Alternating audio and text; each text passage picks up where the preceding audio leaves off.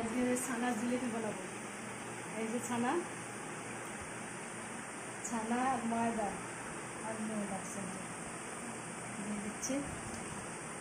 এই যে 1 কাপের মতন ছানা, 100 গ্রামের মতন ছানা, আর এই যে 50 গ্রামের একটু কম ময়দা দিয়ে এখন মেখে নেব। মেখে কীভাবে বানাই দেখুন।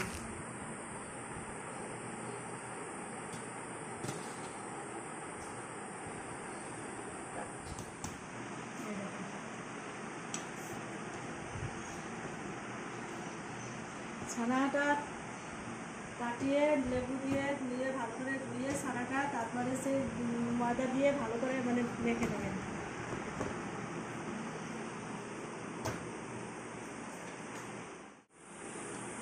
এবার আমি জিলেপির মতো ছেপ দিয়ে দেবো। এরকম করে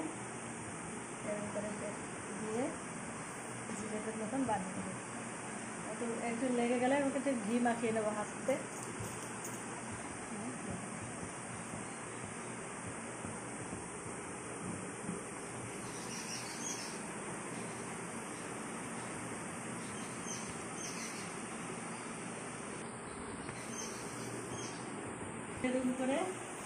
এরকম করে দিয়ে জিলেপির মতন শেপটা দিয়ে নেব।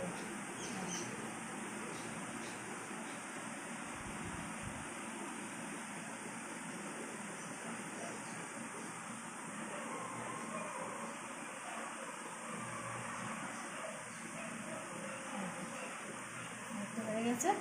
এবার এরকম করে সবগুলো বানিয়ে নেব। সবগুলো এরকম করে বানিয়ে নেব। বানানো হয়ে গেছে। এরকম করে সব বানিয়ে নিয়েছি। এবার তেলে ভাজবো।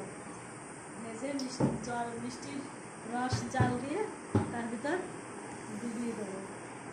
দেখুন রান্নাঘরে এখন যাই।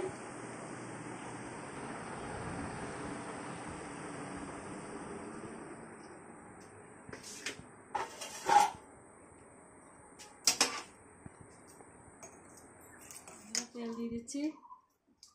তেলে ভেজে নেবো আবার সাদা তেল।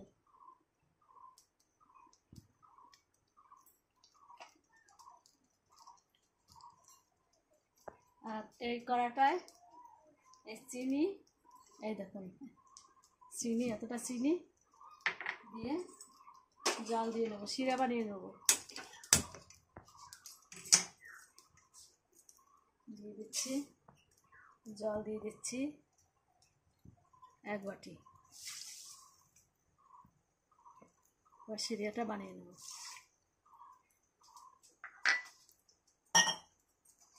মিডিয়াম আছে ভেজে নেবো। এবার এগুলো দিয়ে দিচ্ছি।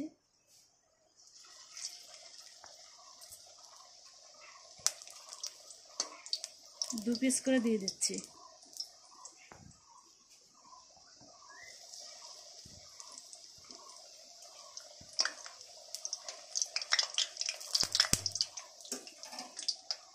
শিরাটা জাল দিয়ে নিচ্ছি।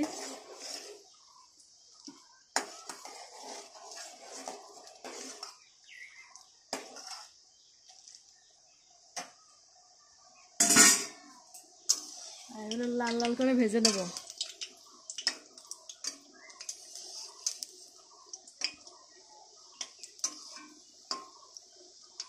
আর দুটো দিয়ে দেবো। অনেক তেল দিয়েছি তো, আর 2-4টে করে ভাজা যাবে।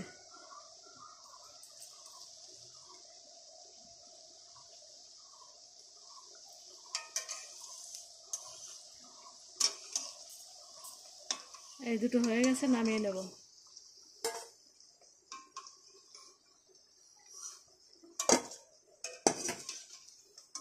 সবগুলো একসঙ্গে ভেজে তারপরে আমি চিনির জলে দিয়ে দেবো। দেখুন এই যে চিনির জলটা আমার রসটা জাল দেওয়া হয়ে গেছে। এই দেখুন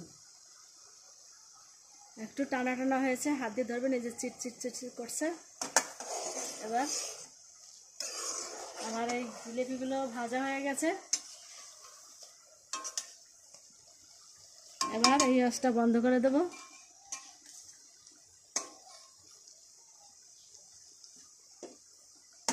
এগুলো তুলে নেব সব। এই দেখুন লাল লাল করে সব ভেজে নিয়েছি। এবার চিনির রসে দিয়ে দেবো। এবার দিয়ে আমি এখানে 1 ঘন্টা রেখে দেবো।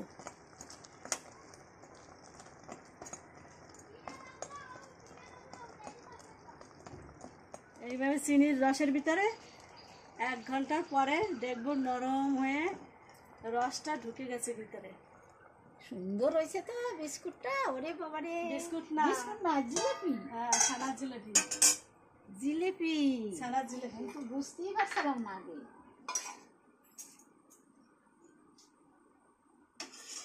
ঢেকে রেখে দেবো, তারপরে আমি 1 ঘন্টা পরে খুলবো। সুন্দর জিলেপি বানিয়েছিলাম, ছানা জিলেপিটা কত সুন্দর নরম হয়েছে। এই দেখুন